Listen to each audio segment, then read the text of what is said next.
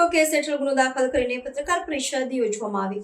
વડોદરા જિલ્લા પોલીસે એક ક્રાંતિકારી પગલું ભરતા તાલુકાના રતનપુર ગામના કુખ્યાત બુટલેગર રાકેશ ઉર્ફે લાલો રજનીકાંત જયસ્વાલ અને તેના પરિવારના સભ્યો સહિત 5 વ્યક્તિઓ સામે ગુજરાત આતંકવાદ અને સંગઠિત અપરાધ નિયંત્રણ અધિનિયમ હેઠળ ગુનો નોંધીને પત્રકાર પરિષદ યોજી હતી। આ ગુનો વરણામા પોલીસ મથકે દાખલ કરવામાં આવ્યો છે। છેલ્લા 20 વર્ષથી આચરવામાં આવતી અસામાજિક અને સંગઠિત અપરાધની પ્રવૃત્તિને મૂળમાંથી નાબૂદ કરવાના ઉદ્દેશ્યથી જિલ્લા પોલીસે પ્રથમ વખત આ સખત કાયદાનો ઉપયોગ કર્યો છે।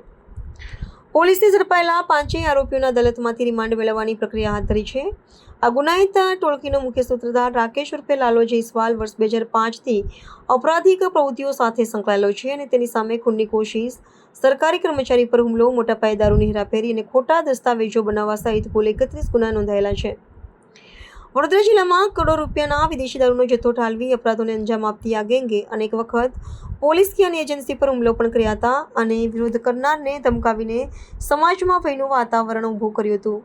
ડીવાયએસપી આકાશ પટેલને આ ગુસ્સી ટોકની કેસની તપાસ સોંપવામાં આવી છે। આરોગ્ય વિભાગ દ્વારા મળેલી માહિતી મુજબ જો આ ખાનગી તબીબ કસૂરવાર જણાશે તો તેની સામે કાયદેસરની કાર્યવાહી કરવામાં આવશે। હાલ બંને બાળકોની તબિયત સ્થિર છે અને તેમને જલ્દીથી રજા આપવામાં આવશે। આ કાર્યવાહી બાદ નગર અને તાલુકામાં ફરતા અન્ય ગેરકાયદેસર ડોક્ટરો સામે પણ પગલાં લેવાની લોકોમાં માંગ ઊભી થઈ છે। ગઈકાલે વડોદરા ગ્રામ્ય જિલ્લાના વરણામા પોલીસ સ્ટેશનની અંદર એક ગુસ્સી ટોક એક્ટ હેઠળનો ગુનો રજીસ્ટર કરવામાં આવ્યો છે।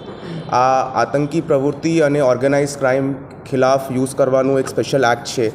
તે એક્ટના અનુસંધાને રતનપુરનો રહેવાસી રાકેશ ઉર્ફે લાલા જયસ્વાલ એમના અને એમની સંગઠિત ગુનાહિત ટોળકી ઉપર આ ગુસ્સી ટોક કલમ અને એક્ટ હેઠળનો ગુનો નોંધાયો છે।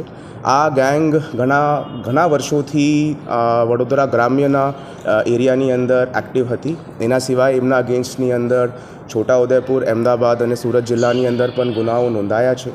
મુખ્ય તौर પર બુટલેગિંગની એક્ટિવિટીથી આર્થિક લાભ મેળવીને આ ગેંગની એક્ટિવિટી હતી અને એની સાથે આપણા વિસ્તારના લોકો ઉપર ધાકધમકી આપવાનું, કોઈ એમના અગેન્સ્ટમાં બાતમી આપે તો એમના ઉપર અસોલ્ટ કરવાનું અને પોલીસના ઉપર પણ અસોલ્ટ કરવાના કેસીસ આ ગેંગ ઉપર રજિસ્ટર્ડ છે।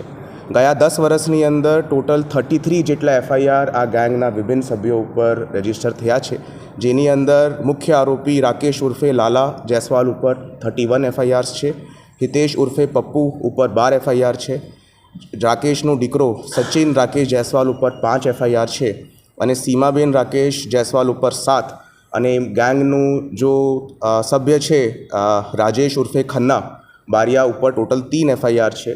આ ટોટલ ઇન્ડિવિજ્યુઅલ એફઆઈઆર સિવાય ટોટલ ગેંગની ઉપર 33 જેટલી એફઆઈઆર છે અને આ સિવાય આ 5માંથી ગેંગના 4 સભ્યો ટોટલ 5 વખત જુદી વખત પાસાના એક્ટ હેઠળ પણ જેલની અંદર રહીને આવી ચૂક્યા છે। આ ગેંગના તમામ આરોપી 5 આરોપીની ધરપકડ પોલીસ દ્વારા કરવામાં આવી ચૂકી છે।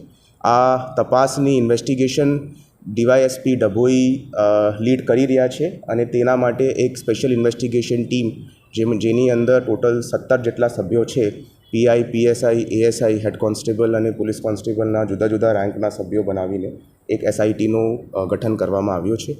હાલ આ ગુના બાબતની અંદર આરોપીઓની રિમાન્ડની પ્રોસેસ પોલીસ ચાલુ કરી રહી છે।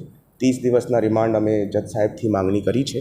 એ સિવાય તમામ વિગતો બાબતમાં એસઆઈટી જો છે પોતાની ઇન્વેસ્ટિગેશન સ્ટાર્ટ કરી ચૂકી છે અને અમારું મોટાભાગનું ફોકસ આ ગેંગના મોડલસ ઓપરેન્ડી, આ ગેંગના બીજા સાગીરદો જો એમની સાથે ઇન્વોલ્વ છે, આ તમામ બુટલેગિંગની જો સપ્લાય ચેઇન છે એની અંદર કોણ લોકો જોડાયેલા છે અને ખાસ કરીને આ ગેંગ દ્વારા વસાવેલી મિલકત, એ લોકો દ્વારા કેટલી પ્રોપર્ટીની વસાવટ કરવામાં આવી છે તે બાબતની ઇન્ક્વાયરી હાલ ચાલુ છે।